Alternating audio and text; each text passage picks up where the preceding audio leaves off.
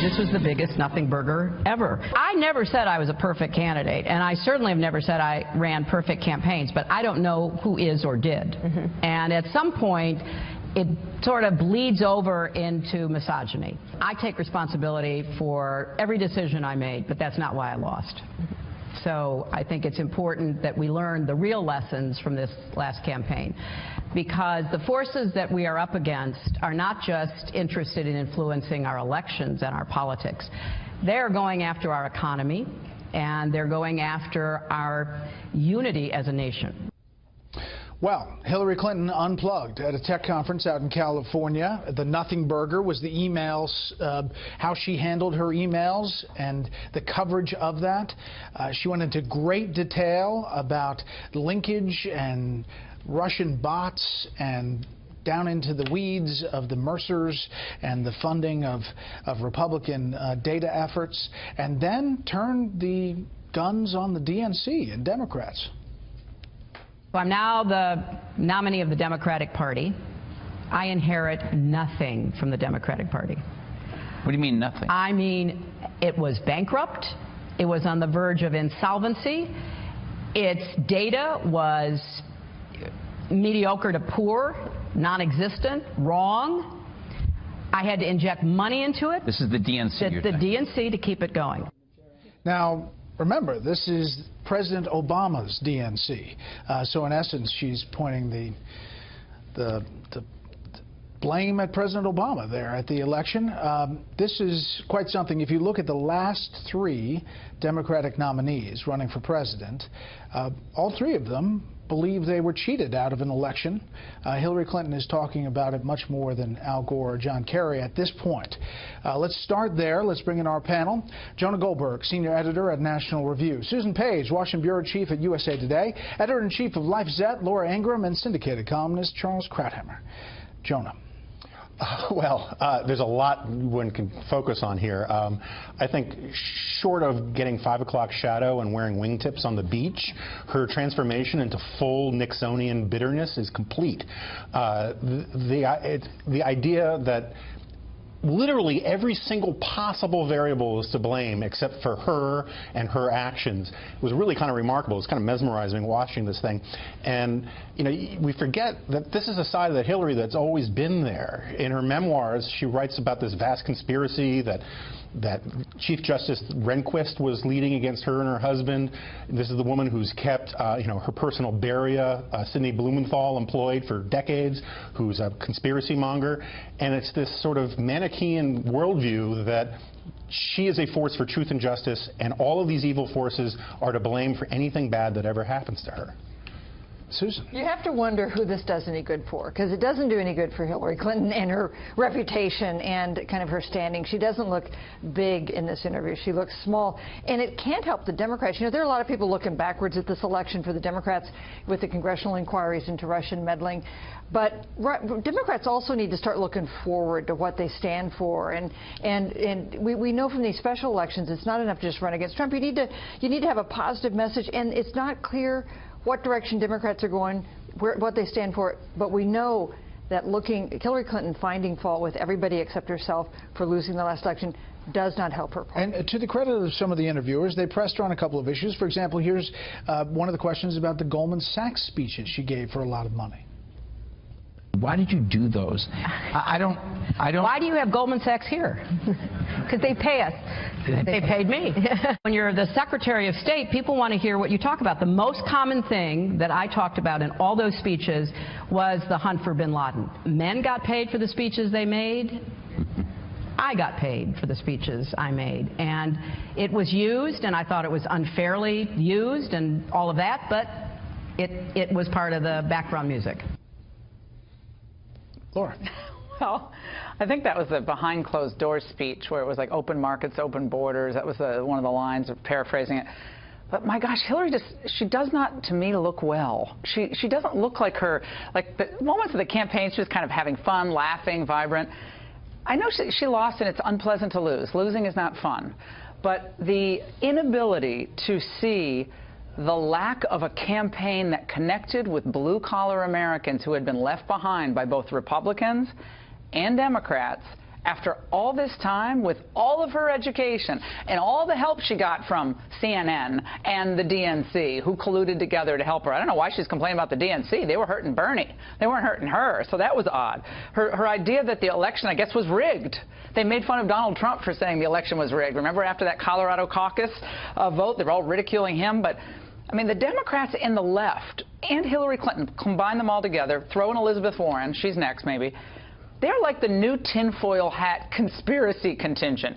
It's all a conspiracy. It's all Russia. It's all misogyny. It's all Black Lives Matter. Whatever it is, it's never about the substance. That America has fallen behind in the middle class, and they need real solutions. I mean, listen, there were people, Debbie Dingell from Michigan, others who were sending up red flares saying Bernie Sanders is connecting in a place like Michigan more than you are during the election, and that was not discussed today. Well, I don't think she's capable of discussing anything about the election in a way that makes, anything other than sympathy for her. I mean, she has made herself pathetic. It was said of the Bourbons, they never learned anything, they never forgot anything. She was saying the same stuff about the vast right-wing conspiracy, which is essentially what she is talking about here, naming all the elements, including as a kind of novelty the Russians this time. This is the vast right-wing conspiracy she spoke about at the beginning of the Lewinsky scandal, when, in fact, she and her husband lied for months about an event that really happened, and they denied it. She has never changed, and she seems incapable of understanding that she lost a humiliating election that was almost unlosable, and that was because she never knew why she was running. The pathos of her actually sending emails to her staff in the middle of a campaign after essentially being on the road for 8 years and begging them to come up with a theme. If you don't know why you're running for president, you shouldn't be running for president. I want to turn to the investigation, the two tracks, as we talked about earlier in the show. You have the Russia investigation and what the Trump campaign did or did not do. And you also have the leak and also surveillance investigation. Susan, today, Fox News confirmed that the FBI, CIA, and NSA served with subpoenas. And sources say the subpoenas reference unmasking, and specifically the names of figures of interest, 3 Obama-era officials. You have National Security Advisor Susan Rice, as well as John Brennan, former CIA director, and the new one is Samantha Power, former UN ambassador, had not previously been mentioned in this, and it's raising a lot of eyebrows in this unmasking investigation. So it's very appropriate to look into whether there was improper action in trying to unmask the Americans who were picked up by surveillance of foreigners. That's certainly going forward. I do think that is a secondary investigation in seriousness to the investigation into what Russia did in meddling in a U.S. election. But I think both tracks are going to proceed not only with the FBI investigation, but also with the inquiries on the Hill. I think we're going to be hearing a lot about both things. And we are days away, we're told, Jonah, from Jim Comey testifying up on Capitol Hill. Yeah, which should be fascinating. Comey said in testimony to Congress that he's never been told to stop an investigation, and that's never happened in his experience. And a lot of people are expecting him to say something a little different. At least that's what those original leaks from Comey sounded like he was going to be saying. And I think it's a good thing. He should speak before Congress. And the same thing with these subpoenas. There is so much conjecture. I think sometimes the White House doesn't help itself by breaking out the smoke machines when there may not be any fire, but get people to talk to Congress under oath before the American people, and let's move on past this stuff. But you have to go through the steps first. And it was interesting that Carter Page was called up there. Democrats really wanted to hear from him, then suddenly he wasn't. He's not going to deliver what they apparently want. I mean, Carter Page has made himself available to testify, and to Jonah's point, Comey himself, along with John Brennan and others, have said there is no evidence of collusion. And we do have to find out if our government was essentially turned into a political weapon against individuals for their political associations, whether to Trump or to associates of Trump, and tracked and perhaps ultimately an attempt to intimidate or harass. Susan Rice is not testifying. She refuses to testify before Congress. She has been asked to. Jared Kushner has said he's make himself available to anyone who wants to talk to him. It's interesting. Why won't Susan Rice talk?